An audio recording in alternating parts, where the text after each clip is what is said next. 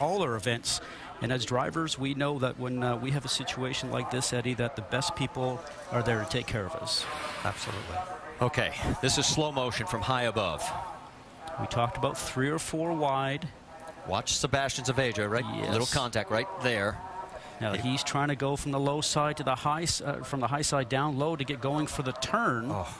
And what ends up happening is that he got stuck back up there, turned around, tried to take another move going down, guys, and the backhand started to come around, and that started the chain reaction. He was uncomfortable being on the top lane, and he tried, like you said, there's the car. Look, there's 2 cars that are airborne. This puts IndyCar racing in perspective. This is the horrible accident that everybody has always hoped would never occur.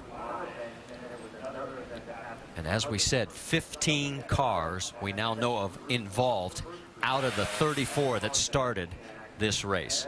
We're under